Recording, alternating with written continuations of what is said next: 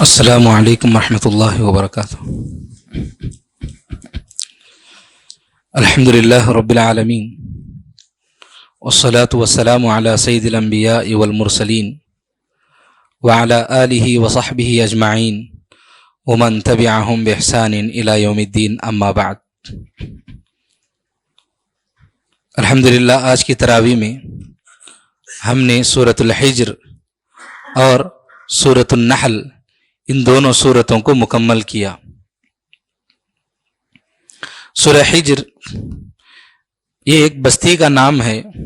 حجر قوم ثمود کے لوگ یہاں پر رہتے تھے۔ یہاں پر انبیاء آئے اور یہاں کی قوم نے انبیاء علیہم السلام کا کافی مذاق اڑایا، کافی پریشان کیا، تو اللہ رب العالمین نے ان لوگوں کو عذاب سے دوچار کیا۔ تو اللہ رب العالمین نے اس صورت کے اندر ان اقوام کا تذکرہ کر کے جو لوگ نبی صلی اللہ علیہ وسلم کا مذاق اڑا رہے تھے ان کو دھمکی دی گئی اس صورت کے اندر، اور ساتھ ہی ساتھ نبی صلی اللہ علیہ وسلم کو بھی تسلی دی گئی ہے کہ آپ جو بھی کام کر رہے ہیں اللہ رب العالمین آپ کو ایسے ہی نہیں چھوڑا ہے، بلکہ اللہ رب العالمین ہر موقع پر آپ کی مدد کرے گا، اللہ رب العالمین آپ کا ساتھ دے گا۔ یہ اللہ رب العالمین نے اس صورت کے اندر نبی صلی اللہ علیہ وسلم کو تسلی دی ہے۔ اس صورت کے اندر اللہ رب العالمین نے فرمایا ربما یود الذین کفروا لو کانوا مسلمین، کہ قیامت کے دن جو لوگ دنیا میں کفر کرتے تھے، شرک کرتے تھے، یہ لوگ بہت خواہش کریں گے، بہت پچھتائیں گے کہ کاش ہم اسلام قبول کیے ہوتے۔ یعنی قیامت کے دن انہیں اتنا شدید احساس ہوگا، اور احساس کیوں ہوگا؟ جب اپنی آنکھوں سے جنت اور جہنم کو دیکھ لیں گے تو تب انہیں پتہ چل جائے گا۔ اب دنیا میں اگرچہ ہمارے سامنے نہیں ہے، لیکن ہم وہ جو کچھ بھی ہے حق ہے یہ بتانے کے لیے اللہ رب العالمین کا یہ کلام ہمارے سامنے موجود ہے، نبی صلی اللہ علیہ وسلم کی تعلیمات ہمارے سامنے موجود ہیں۔ یہ اللہ کا کلام اور نبی صلی اللہ علیہ وسلم کی تعلیمات ہمیں بتاتی ہیں کہ ایک دن آپ کو وہاں جانا ہے اور وہ سب دیکھنا ہے۔ کہیں ایسا نہ ہو کہ اس موقع پر آپ پچھتاؤ کہ کاش ہم دنیا میں کچھ عمل کر لیتے۔ تو غرض یہ کہ کفار اور مشرکین کے تعلق سے اللہ نے بتایا کہ یہ لوگ کافی پچھتائیں گے وہاں پر، اور اس موقع پر انہیں پتہ چل جائے گا۔ اور اللہ رب العالمین نے یہاں پر فرمایا وَقَالُوا يَا أَيُّهَا الَّذِي نُزِّلَ عَلَيْهِ الذِّكْرُ إِنَّكَ لَمَجْنُونَ، کہ مشرکین مکہ اللہ کے نبی صلی اللہ علیہ وسلم کا مذاق اڑاتے ہوئے کہتے انک لمجنون، کہ آپ تو مجنون ہیں، آپ کو جنون ہو گیا ہے، آپ کو پاگل پن چڑھ گیا ہے۔ اس طرح کی باتیں کر کے اللہ کے نبی صلی اللہ علیہ وسلم کو تکلیف دیتے۔ تو یقیناً کتنی بڑی تکلیف ہوتی ہے اللہ کے نبی صلی اللہ علیہ وسلم کو کہ کوئی آدمی ہم میں سے کسی کو، کوئی بھی آدمی آ کر کہے کہ تم دیوانے ہو، پاگل ہو، اگر اس طرح کی بات کرے، گرچہ ہم اچھی بات اس کو بتا رہے ہیں، سمجھا رہے ہیں، تو کتنا غصہ آئے گا، کتنی تکلیف ہوگی، لیکن اس کے باوجود بھی اللہ کے نبی صلی اللہ علیہ وسلم کبھی غصہ نہیں ہوئے، اللہ کے نبی صلی اللہ علیہ وسلم برداشت کر لیتے۔ اور یہی نہیں کہ یہ لوگ کہتے کہ آپ مجنون ہیں، جنون چڑھ گیا، بلکہ یہ کہتے لو ما تأتینا بالملائکۃ ان کنت من الصادقین، اگر آپ سچے ہیں، اگر آپ یہ کہہ رہے ہیں کہ آپ اللہ کے نبی ہیں، تو پھر آپ ملائکہ کو لے کر آئیے، آپ کے اپنے رب سے کہیے کہ وہ ملائکہ کو اتارے زمین پر۔ تو اللہ رب العالمین نے کہا ما ننزل الملائکۃ الا بالحق وما كانوا اذا منذرین، ہم ملائکہ کو جب اتارتے ہیں تو ایسے ہی نہیں اتارتے ہیں، یعنی ہدایت کا پیغام دے کر فرشتوں کو نہیں بھیجتے ہیں۔ ملائکہ کے اس زمین پر اترنے کا مطلب ہوتا ہے کسی قوم کو برباد کرنا۔ اللہ رب العالمین فرشتوں کو جب بھیجتا ہے تو عذاب دے کر فرشتوں کو بھیجتا ہے، اور یہ لوگ جو کہہ رہے ہیں کہ فرشتوں کو دیکھنا چاہ رہے ہیں، اگر اللہ رب العالمین فرشتوں کو بھیجے گا تو پھر ان کو ختم کر دے گا۔ اللہ رب العالمین نے جو ہے یہاں پر یہ بات انہیں بتائی ہے۔ اس کے بعد اللہ رب العالمین نے فرمایا انا نحن نزلنا الذکر وانا له لحافظون، کہ ہم نے یقیناً اس ذکر کو یعنی قرآن مجید کو نازل کیا، وَإِنَّا لَهُ لَحَافِظُونَ، اور ہم ہی اس قرآن مجید کی، اس اللہ کے کلام کی حفاظت کرنے والے ہیں۔ تو اللہ رب العالمین نے قرآن مجید کی حفاظت کی ذمہ داری لی ہے قیامت تک، یعنی اس کلام میں، اللہ کے اس کلام میں، اللہ کی اس کتاب میں قیامت تک ذرا برابر بھی ایک حرف کی بھی تبدیلی نہیں ہوگی۔ تو اللہ رب العالمین نے جو حفاظت کی ذمہ داری لی ہے اس حفاظت کی 3 قسمیں ہیں. اس کے جو ہے ہم یہ کہہ سکتے ہیں کہ 3 لیولز ہیں. پہلی قسم یہ ہے کہ اللہ رب العالمین نے بڑی حفاظت سے لوح محفوظ میں یہ جو کتاب اللہ کا کلام لکھا ہوا تھا اس کلام کو اللہ رب العالمین نے وہاں سے محمد صلی اللہ علیہ وسلم پر پوری حفاظت کے ساتھ نازل فرمایا. درمیان میں جنات شیاطین جو آسمان میں گھومتے رہتے ہیں چرانے کی کوشش کرتے ہیں اس میں وحی میں کہیں مکس کچھ کرنے کی کوشش کرتے ہیں اللہ رب العالمین نے ان ساری چیزوں سے اس کلام کو محفوظ رکھا. اللہ رب العالمین نے یہاں پر یہی بتایا فرمایا وَلَقَدْ جَعَلْنَا فِي السَّمَاءِ بُرُوجًا وَزَيَّنَّاهَا لِلنَّاظِرِينَ کہ ہم نے آسمان میں کچھ جو ہے اللہ رب العالمین نے بروج کو جو ہے وہاں پر بنا کے رکھا ہے.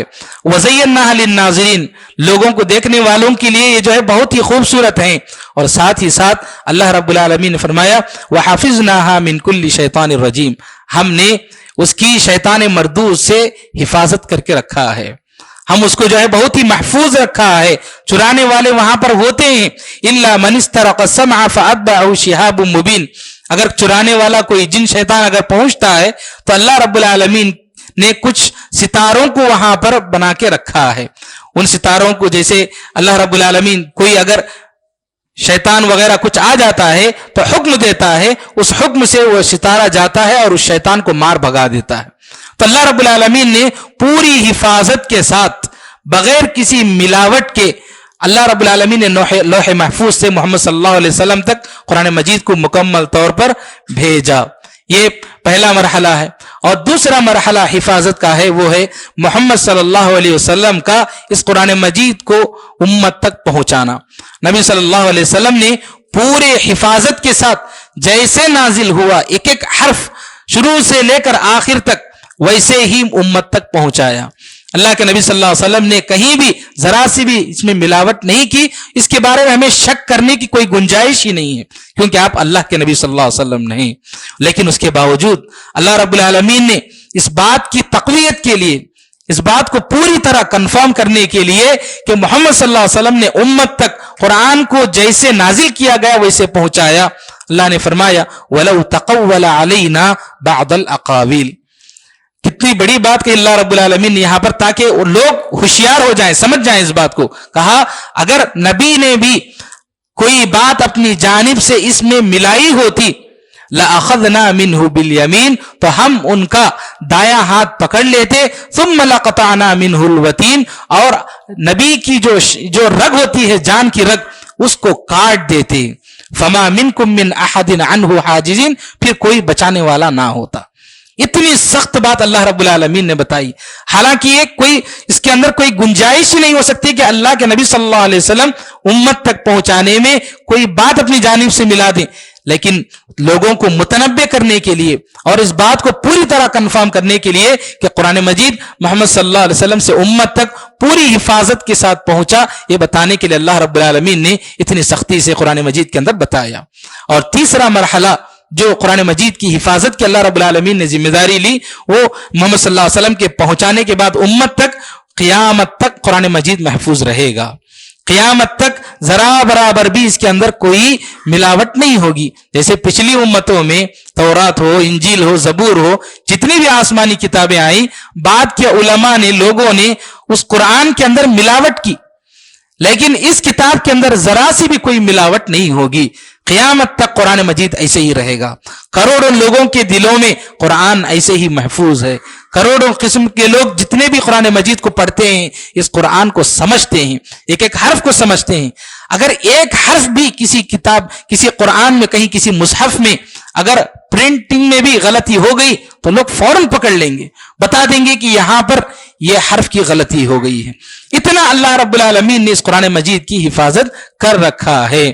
تو پھر جب اللہ رب العالمین نے اتنی حفاظت کر رکھا ہے اس کے اندر کسی بھی قسم کی کوئی غلطی کی یا مکس کی یا ملاوٹ کی کوئی گنجائش ہی نہیں ہے تو پھر لوگوں کو ہدایت پانے کے لیے یا پھر صحیح بات تلاش کرنے کے لیے ادھر ادھر کی چیزوں کو تلاش کرنے کی ضرورت نہیں ہے. بلکہ اللہ رب العالمین کا جو کلام ہے اس کلام کو اگر آدمی پڑھ لے اس کلام کو اگر سمجھ لے تو پھر اس کے لیے ہدایت پکی ہے. ادھر ادھر کی چیزوں کو تلاش کرنے کی، لوگوں کی کتابوں کو تلاش کرنے کی یا لوگوں کی باتوں کو تلاش کرنے کی ضرورت نہیں ہے۔ ہمیں قرآن مجید ہمارے لیے کافی ہے، ہم اس کو پڑھیں، اس کو سمجھیں، اس پر عمل کریں، یہی ہمارے لیے ہدایت کی کتاب ہے۔ اس قرآن مجید کو پڑھنے اور سمجھنے کے سلسلے میں ہمیں چاہیے کہ ہم کثرت سے قرآن مجید پڑھنے کی کوشش کریں، اور جس کو پڑھنا نہیں آتا ہے اس کے لیے عمر کی کوئی جو ہے اس میں شرمندگی کی بات نہیں ہے۔ آدمی یہ نہ سوچے کہ میری عمر بڑی ہو گئی ہے، اب تک مجھے قرآن پڑھنا نہیں آیا، اگر میں اب سیکھوں گا تو لوگ برا سمجھیں گے۔ اس میں کوئی غلط بات نہیں ہے۔ ہمیں قرآن پڑھنا ہے، یہ ایک عبادت ہے، عبادت کرنے کے لیے عمر نہیں ہے۔ اور جو لوگ قرآن پڑھنے کی کوشش کرتے ہیں اللہ رب العالمین ایسے بندے کی مدد کرتے ہیں۔ بلکہ اللہ کے نبی صلی اللہ علیہ وسلم نے فرمایا جو آدمی پڑھنا نہ آتا ہو تب بھی اٹک اٹک کر پڑھتا ہے تو اس کے اٹک اٹک کر پڑھنے کی وجہ سے اللہ رب العالمین اس کو ڈبل اجر دیتے ہیں۔ یہ اللہ کی جانب سے ایک بڑا خصوصی انعام ہے۔ اور اس کے علاوہ صرف پڑھنا قرآن مجید یہ کافی نہیں، بلکہ اس کے ساتھ ساتھ قرآن مجید کو سمجھنا بھی بہت ضروری ہے۔ قرآن مجید میں اللہ رب العالمین نے کتنی پیاری پیاری باتیں بتائی ہیں۔ اللہ رب العالمین کی تعریف ہے، اللہ رب العالمین نے جن انبیاء کو بھیجا ان انبیاء کے بارے میں، اقوام کے بارے میں، ان اقوام نے کیا کیا اور اللہ رب العالمین نے ان کے ساتھ کیا کیا۔ اس کے علاوہ بہت ساری چیزیں قرآن مجید کے اندر رہیں۔ اگر ہم اس کو نہ سمجھیں، صرف پڑھتے رہیں، تو پھر جو مزہ آدمی کو قرآن مجید کے سمجھنے میں یا دین پر عمل کرنے میں ہے وہ مزہ یا پھر وہ تاثیر جو ہے نہیں ملتی ہے۔ مثال کے طور پر اگر ہم سمجھیں، نماز ہم پڑھتے ہیں، نماز میں جو صورتیں مختصر طور پر ہم پڑھتے ہیں، اگر ان صورتوں کو بھی اگر ہم نہ سمجھیں تو ہماری نماز میں وہ خشوع نہیں ہوگا جو خشوع سمجھ کر پڑھنے میں ملتا ہے۔ نماز میں خشوع پانے کے جو اسباب ہیں ان اسباب میں سے ایک سبب یہ ہے کہ ہم جو پڑھ رہے ہیں اس کو سمجھیں۔ مثال کے طور پر سورۃ الفاتحہ ہے، اگر آدمی سورۃ الفاتحہ ہی کو نہ سمجھے کہ کیا پڑھ رہے ہیں ہم، اللہ رب العالمین نے کیا بتایا ہے، تو پھر ہماری نماز میں خشوع کیسے آئے گا؟ ہم پڑھتے رہیں گے نماز لیکن ہمارا دماغ کہیں اور دوڑتے رہے گا۔ تو اس کے لیے خشوع پانے کے لیے ایک بہترین سبب ہے قرآن مجید کو سمجھنا۔ اس کے علاوہ زندگی میں بھی بہت ساری چیزیں ہمیں اپنی زندگی میں لا سکتے ہیں۔ قرآن مجید کی آپ کوئی بھی عبارت اٹھائیں، کوئی بھی آیت اٹھائیں، پڑھیں تو فوراً دل پر اثر کرے گا، اللہ کا ڈر پیدا ہوگا۔ تو چنانچہ ہمیں کوشش کرنا چاہیے، پڑھنے کی کوشش کریں، سمجھنے کی کوشش کریں، روزانہ کچھ نہ کچھ سمجھنے کی تھوڑا تھوڑا کوشش کرنا چاہیے، اور کہیں اگر کلاسز بھی ہیں اس کی اس میں جوائن ہونے کی کوشش کرنا چاہیے۔ جیسے الحمدللہ ہماری اس مسجد اخلاص کی یہاں کی ایک ٹیم ہے، اس کی جانب سے کئی سالوں سے لوگ بڑی محنت کر رہے ہیں اور کئی لوگوں کو سکھا رہے ہیں۔ تو جو لوگ بھی سیکھنا چاہتے ہیں اور قرآن مجید کو سمجھنا چاہتے ہیں، پورے خوشی کے ساتھ اور کوشش کے ساتھ ان ٹیم کے ساتھ جو ہے رابطہ کریں اور پھر سمجھنے کی کوشش کریں۔ قرآن مجید کا سمجھنا ہمارے لیے بھی ضروری ہے، ہمارے بچوں کے لیے بھی ضروری ہے، اس کا ہمیں جو ہے خیال کرنے کی ضرورت ہے۔ اس کے بعد کی جو سورت ہے سورۃ النحل، سورۃ النحل میں اللہ رب العالمین نے کچھ اللہ کی مخلوقات، اللہ رب العالمین نے جو دنیا میں پیدا کیا، اللہ کی جو نعمتیں ہیں جو انسان پر نازل ہوئی ہیں، اللہ رب العالمین نے ان نعمتوں کا تذکرہ فرمایا۔ دراصل یہ سورت مکہ کے آخری دور میں نازل ہوئی، وہ اس وجہ سے کہ مشرکین مکہ کے پاس جو مال و دولت تھی، جو نعمتیں تھیں، ان نعمتوں پر یہ لوگ بہت اتراتے تھے، بہت تکبر کرتے تھے کہ ہمارے پاس فلاں ہے فلاں ہے، اور جو غریب صحابہ تھے ان کا مذاق اڑاتے تھے۔ تو اللہ رب العالمین نے جو بھی نعمتیں ہیں جو انسان اپنی زندگی میں استعمال کرتا ہے، ان ساری نعمتوں کا تذکرہ کر کے بتایا کہ یہ سب کچھ اللہ ہی نے دیا ہے، تو کس بات کا آپ فخر کر رہے ہیں؟ اللہ رب العالمین نے بتایا۔ اب یہاں پر دیکھیے اللہ رب العالمین نے کتنی باتیں بتائی ہیں۔ سب سے پہلے اللہ رب العالمین نے یہ بتایا کہ خود انسان کو بھی اللہ ہی نے پیدا کیا، اور پھر انسان کچھ چیزیں جو مل رہی ہے تو اس پر اتراتا ہے، جبکہ خود انسان کو کس نے پیدا کیا؟ اللہ نے پیدا کیا۔ اور پھر اس کے بعد انسان کی دنیا میں فائدے کے لیے اللہ رب العالمین نے کچھ چوپائے پیدا کیے، کچھ جانور پیدا کیے تاکہ وہ ان سے سفر کرے، اگر کچھ سامان لادنا ہے تو وہ ساری چیزیں لا دے۔ اور پھر اس کے علاوہ اللہ رب العالمین نے بتایا کہ اللہ نے آسمان سے پانی برسایا۔ اللہ جو ہے اس پانی کے ذریعے زمین سے اناج اگاتا ہے اور پھر اس کے ذریعے پھل وغیرہ نکلتے ہیں، انسان اس سے فائدہ اٹھاتا ہے۔ اللہ رب العالمین نے رات بنایا، دن بنایا، سورج چاند ستارے یہ سب بنائے، انسان کے فائدے کے لیے بنایا۔ اور پھر بتایا اللہ رب العالمین نے کہ اللہ نے سمندر بنائے، سمندر کے اندر جو ہے لحمن طریہ کا اللہ رب العالمین نے تازہ گوشت، یعنی مچھلی وغیرہ جیسی چیزیں، بہت ہی تازہ گوشت اللہ نے بتایا۔ اور پھر بتایا اللہ نے کہ اس سمندر کے اندر اللہ نے موتیاں بنائیں، ان موتیوں کے ذریعے لوگ خوبصورتی کو اختیار کرتے ہیں پہن کر، استعمال کر کے۔ اور پھر بتایا اللہ رب العالمین نے کہ اللہ نے دودھ کا بہترین انتظام کیا، اور بتایا اللہ نے کہ دودھ یہ جو جانوروں سے جو نکلتا ہے، بتایا من بین فرث ودم لبنا خالصا سائغا للشاربین، کہ کتنا اللہ رب العالمین جو ہے کیسا خالق ہے۔ دیکھیے بتایا کہ خون اور گوبر کے درمیان سے اللہ رب العالمین جو ہے دودھ نکالتا ہے، اور اس کے اندر خون کی بھی یا پھر گوبر کی بھی ذرا سی ملاوٹ نہیں ہوتی، نہ اس کے اندر بو ہوتی ہے، نہ اس کا رنگ ہوتا ہے، اور نہ ہی اس کا کوئی جو ہے مزہ ہوتا ہے۔ اللہ رب العالمین نے فرمایا لبنن خالصا، خالصاً کا معنی ہوتا ہے پیور، بہت ہی پیور اللہ رب العالمین نے دودھ نکالا، سائغا للشاربین، اور پینے کے لیے بھی آدمی کو ذرا برابر بھی تکلیف نہیں ہوگی، اتنا بہترین نعمت بھی کہا۔ اور پھر اللہ رب العالمین نے شہد کا تذکرہ فرمایا۔ دراصل اس سورت کا جو نام ہے نحل، شہد کی جو مکھی ہوتی ہے اسی کو نحل کہا جاتا ہے۔ تو اللہ رب العالمین نے کہا وَأَوْحَى رَبُّكَ إِلَى النَّحْلِ أَنِ اتَّخِذِي مِنَ الْجِبَالِ بُيُوتًا وَمِنَ الشَّجَرِ وَمِمَّا يَعْرِشُونَ، اللہ رب العالمین شہد کی مکھی کو حکم دیتا ہے کہ جاؤ تم جا کر جو پھول ہیں، پھل وغیرہ ہیں، جا کر اس کے اندر جو بھی رس ہے اس کو جو ہے نکالیں اور لا کر پھر جو ہے ایک شہد بنائیں۔ یہ اللہ کے حکم سے ہوتا ہے، اور اللہ رب العالمین نے کہا اس کے پیٹ سے یہ جو شربت نکلتا ہے، یہ جو شہد نکلتی ہے، مختلف قسم کے اس کے اندر رنگ ہوتے ہیں، اور اس کے اندر اللہ رب العالمین نے کہا وَشِفَاءٌ لِلنَّاسِ، اس کے اندر اللہ رب العالمین نے شفا رکھی ہے۔ تو اتنے ساری جو بھی چیزیں اللہ نے بتایا، اور پھر بتایا کہ اللہ نے تمہارے لیے بیوی جوڑے بنائے، اللہ رب العالمین نے تمہیں بچے دیے، اللہ نے تمہارے لیے پوتے نواسیاں وغیرہ وحفظہ کہا اللہ رب العالمین نے، یہ سب کچھ اللہ رب العالمین نے تمہارے لیے دیا۔ اور کہا اس کے بعد یہ ساری نعمتوں کا تذکرہ کرنے کے بعد وَإِن تَعُدُّوا نِعْمَةَ اللَّهِ لَا تُحْصُوهَا، اگر تم ان ساری نعمتوں کو اگر تم گننے کی کوشش کرو گے تو گن نہیں پاؤ گے، تو پھر اس کے باوجود کیوں تم اللہ رب العالمین کی عبادت نہیں کرتے، اور کیوں تم یہ جو نعمتیں ان نعمتوں پر تم اترا رہے ہو، کیوں تکبر کر رہے ہو؟ یہ سب چیزیں اللہ ہی نے تم کو دی ہیں، تو پھر کیوں تم اللہ کے بجائے کسی اور کی عبادت کرتے ہو اور تکبر کرتے ہو؟ اللہ نے سمجھایا ہے۔ اور اس کے بعد اللہ رب العالمین نے یہ بھی کہا کہ اللہ کے علاوہ تم جن معبودان باطلہ کی عبادت کر رہے ہو والذین یعبدون من دون اللہ لا یخلقون شیئا، کہ اللہ کے علاوہ تم جن چیزوں کی بھی عبادت کر رہے ہو وہ سب چیزیں جو ہے وہ سارے لوگ جن کی تم عبادت کر رہے ہو ان لوگوں نے کچھ بھی پیدا نہیں کیا اور کچھ بھی پیدا نہیں کر سکتے، وہم یخلقون، جبکہ وہ خود پیدا کیے گئے ہیں، اموات غیر احیاء، اور عبادت بھی کس کی کر رہے ہیں؟ مردہ لوگوں کی کر رہے ہیں، زندہ بھی نہیں ہیں۔ وما یشعرون ایان یبعثون، اور جن مردہ لوگوں کی عبادت کر رہے ہیں خود ان مردہ لوگوں کو معلوم نہیں کہ کب انہیں دوبارہ اٹھایا جائے گا، اور جب وہ خود نہیں جانتے کسی چیز کے بارے میں، آپ جا کر ان کی عبادت کر رہے ہو۔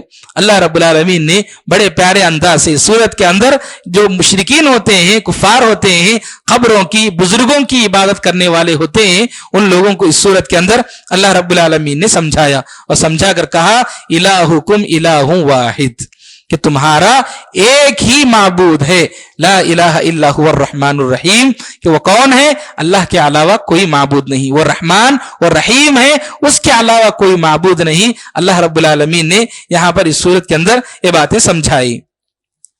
اس کے بعد اللہ رب العالمین نے اس سورت میں اللہ رب العالمین نے ایک کافر اور مومن کی جو موت ہوتی ہے اس موت کے درمیان فرق سمجھایا۔ فرمایا اللہ نے الذین تتوفاہم الملائکۃ ظالمی انفسہم، کہ جو لوگ جب فرشتے آتے ہیں کسی کافر کی روح قبض کرنے کے لیے، جب روح قبض کر رہے ہوتے ہیں تو ایسی حالت میں وہ ہوتے ہیں، وہ لوگ جو لوگ کفر کیے ہوتے ہیں وہ خود اپنے آپ پر ظلم کیے ہوتے ہیں، کفر اور شرک کر کے، فالقوا السلم، اور قیامت کے دن وہ لوگ یہ کہیں گے ما کننا نعمل من سوء، ہم تو کوئی بھی برا کام نہیں کیے تھے دنیا میں. بلا ان اللہ علیم بما کنتم تعملون، اللہ رب العالمین سب کچھ جانتا ہے کہ آپ دنیا میں کیا کیے کیا نہیں کیے. پھر ان سے کہا جائے گا ادخلوا ابواب جہنم خالدین فیہا فبئس مثوی المتکبرین، جاؤ جہنم کے دروازوں سے داخل ہو جاؤ، وہیں ہمیشہ ہمیشہ کے لیے تم لوگوں کو رہنا ہے، اور یہ متکبرین کے لیے بہت ہی برا ٹھکانہ ہے، یہ ان لوگوں سے کہا جائے گا. اور جو نیک لوگ ہوتے ہیں اللہ رب العالمین نے ان لوگوں کے سلسلے میں فرمایا الذین تتوفاہم الملائکۃ طیبین، ایک نیک مومن پاکیزہ روح جس کی ہوتی ہے، جب فرشتے اس کی روح قبض کر رہے ہوتے ہیں تو وہ روح بہت ہی پاک صاف ہوتی ہے. تو ایسے لوگوں سے قیامت کے دن کہا جائے گا یقولون سلام علیکم، فرشتے کہیں گے سلام علیکم. اس کے بعد کہا جائے گا ادخلوا الجنۃ بما کنتم تعملون، اب آپ جو کچھ بھی آپ دنیا میں عمل کیے ہیں اس کے بدلے آپ جنت میں داخل ہو جائیے. تو یہ فرق بتایا اللہ رب العالمین نے مومن اور کافر کی موت کے درمیان، کتنی بدتر ہوتی ہے کافر کی موت. اللہ رب العالمین نے دوسری جگہوں پر بھی اس سلسلے میں بتایا، اور نبی صلی اللہ علیہ وسلم نے بھی احادیث میں کفار اور مشرکین یا بد کردار جو لوگ ہوتے ہیں ان کی جو موت ہوتی ہے اس سلسلے میں تفصیل سے بہت باتیں اللہ رب العالمین نے بتائی ہیں. اس صورت میں اللہ رب العالمین نے ایک اور بات بتائی، فرمایا والذین ہاجروا فی اللہ من بعد ما ظلموا لنبوئنہم فی الدنیا والآخرہ. فرمایا اللہ رب العالمین نے کہ جو لوگ کسی زمین میں زندگی گزارتے ہیں لیکن وہاں کے لوگ انہیں دین پر عمل کرنے نہیں دیتے ہیں، پریشان کرتے ہیں، فتنے میں ڈالتے ہیں، مختلف قسم کی اذیتیں دیتے ہیں، تو اذیتوں کی وجہ سے وہ لوگ ہجرت کر کے اس جگہ سے چلے جاتے ہیں، تو اللہ رب العالمین ان کی جگہ کے بدلنے کی وجہ سے دنیا میں بھی اللہ رب العالمین انہیں بہترین بدلہ دے گا. اور فرمایا وَلَأَجْرُ الْآخِرَةِ أَكْبَرُ، اور آخرت کے دن جو اجر ملے گا وہ تو بہت ہی بڑا ہے، یہ اللہ رب العالمین نے یہاں پر بتایا. تو وقت کے لحاظ سے، حالات کے لحاظ سے، یا زمینی جو حصے ہوتے ہیں زمان اور مکان کے حساب سے جو بھی جگہ ہوتی ہے یا وقت ہوتا ہے، اگر مؤمنین اور مسلمانوں پر تکلیفیں ان کو دی جائیں، پریشان کیا جائے، دین پر عمل کرنے کے لیے انہیں نہ چھوڑا جائے، تو قیامت تک کے لیے ہجرت کا موقع سامنے رکھا گیا ہے کہ آدمی ہجرت کر کے چلے جائے. اگر اس کو موقع مل رہا ہے تب، اور بالکل تنگ کیا جا رہا ہے عبادت کرنے سے، شرک کرنے پر مجبور کیا جا رہا ہے، عبادت کرنے پر اس کو تکلیفیں دی جائیں، تو ایسی صورت میں ہجرت کا دروازہ اسلام میں کھلا ہوا ہے کہ آدمی ہجرت کر کے چلے جائے. لیکن ایسا نہ ہو، اگر کوئی آدمی نہیں جانا چاہتا ہے، کسی طرح وہ کوشش کرے گا کہ نئے دین پر عمل کرے، یہ الگ بات ہے، ضرور کرے، لیکن کوئی آدمی حالات سے سمجھوتا کر کے چلو اب ہم دین پر عمل نہیں کر سکتے، کہیں اور جا بھی نہیں سکتے، ان لوگ جو کچھ بھی کر رہے ہیں ہم بھی وہی کر لیتے ہیں، وہی شرک کر لیتے ہیں، وہی کفر کر لیتے ہیں، آدمی یہ رویہ اختیار نہ کرے بلکہ کوشش کرے کہ دین پر قائم رہے. اگر اس کے باوجود بھی وہ نہیں ہو رہا ہے تو وہ اپنی جگہ کو چھوڑ کر چلے جائے، لیکن حالات سے سمجھوتا کر کے آدمی کفر اور شرک کو اختیار نہ کرے. ہجرت کا بڑا اجر و ثواب اللہ رب العالمین نے یہاں پر بتایا، لیکن جو مہاجرین صحابہ جنہوں نے ہجرت کر کے مکہ سے مدینہ جو آئے، ان کا جو اجر ہے وہ الگ بات ہے. ان کے ہجرت کا جو اجر ہے اس لیول تک کوئی آدمی نہیں پہنچے گا گرچہ وہ کتنی بھی ہجرت کر لے. ان لوگوں کے اجر کے سلسلے میں اللہ رب العالمین نے، نبی صلی اللہ علیہ وسلم نے بہت ساری باتیں بتائی ہیں کہ جو لوگ، جن لوگوں نے بھی ہجرت کی، ان کے جتنے بھی گناہ ہیں اللہ رب العالمین نے وہ معاف کر دیا. اس سلسلے میں ایک واقعہ ہے کہ اس کے چھوٹے سے مثال کے لیے کہ طفیل بن عمرو الدوسی رضی اللہ تعالیٰ عنہ، جو کہ ایک صحابی مکہ سے مدینہ ہجرت کر کے آئے، اور ساتھ آپ کے ایک اور ساتھی آئے ہجرت کر کے، وہ بھی اسلام قبول کیے تھے، ہجرت کر کے آئے مدینہ. جب مدینہ پہنچے صاحب تو انہیں ایک بیماری لاحق ہو گئی مدینے میں، اور اس بیماری کی وجہ سے وہ بہت ہی زیادہ پریشان تھے، جسم میں بہت تکلیف ہوتی تھی، وہ برداشت نہیں کر پا رہے تھے اس بیماری کو، تو انہوں نے اپنی انگلیوں کو کاٹ لیا. یہ صحیح مسلم کی روایت ہے، انہوں نے اپنی انگلیوں کو کاٹ لیا، خون اتنا بہا اس سے کہ ان کی موت ہو گئی. طفیل بن عمرو الدوسی رضی اللہ تعالیٰ عنہ وہ بتاتے ہیں کہ میں نے خواب میں دیکھا کہ اس رات وہ آئے ہیں, مجھ سے بات چیت کر رہے ہیں خواب کے اندر. میں نے پوچھا کہ آپ بڑے حشاش بشاش لگ رہے ہیں. تو انہوں نے کہا کہ اللہ رب العالمین نے یہ جو میں نے کیا ہے, انگلیاں کاٹ لی ہیں, اس کی وجہ سے میری موت جو ہو گئی, دراصل یہ ایک سوسائڈ ہے, یہ ایک قتل نفس ہے. تو اللہ رب العالمین نے مجھے معاف کر دیا. جبکہ جو قتل نفس ہے, سوسائڈ ہے, اس کے سلسلے میں بہت ساری احادیث آئی ہیں کہ جو بھی آدمی سوسائڈ کرتا ہے یہ حرام ہے, اور قیامت کے دن اس کو جہنم میں سزا دی جائے گی, بہت ہی سختی کے ساتھ اللہ کے نبی صلی اللہ علیہ وسلم نے بتایا. لیکن صحابی نے کہا, اس آدمی نے طفیل رضی اللہ تعالیٰ عنہ سے, کہ اللہ رب العالمین نے مجھے معاف کر دیا میرے اس گناہ کو. کس وجہ سے؟ ہجرت کرنے کی وجہ سے, میرے ہجرت کی وجہ سے اللہ رب العالمین نے میرے اس گناہ کو معاف کر دیا. پھر طفیل رضی اللہ تعالیٰ عنہ بیان کرتے ہیں کہ میں نے دیکھا کہ ان کے ہاتھ پر ایک پٹی باندھی ہوئی ہے. میں نے پوچھا کہ یہ پٹی کیا ہے؟ تو انہوں نے کہا کہ میں نے اپنے ہاتھ سے خود میں نے جو کاٹ لیا, اللہ رب العالمین نے گرچہ میرے گناہوں کو معاف کر دیا, لیکن مجھ سے کہا کہ آپ نے خود جو ڈیمیج کیا ہے اسے صحیح نہیں کیا جائے گا. طفیل رضی اللہ تعالیٰ عنہ صبح سویرے گئے. اللہ کے نبی صلی اللہ علیہ وسلم کا معمول تھا کہ فجر کی نماز کے بعد صحابہ کی طرف پلٹتے اور پوچھتے, جو بھی سوالات کرنے ہیں, صحابہ کرام جو بھی خواب دیکھتے پوچھا کرتے تھے. طفیل رضی اللہ تعالیٰ نے کہا, جو کچھ بھی دیکھا انہوں نے بتایا. اللہ کے نبی صلی اللہ علیہ وسلم نے کہا کہ یہ بالکل سچ ہے, اور میں دعا کرتا ہوں کہ اللہ رب العالمین ان کے ہاتھ کو بھی درست کر دے.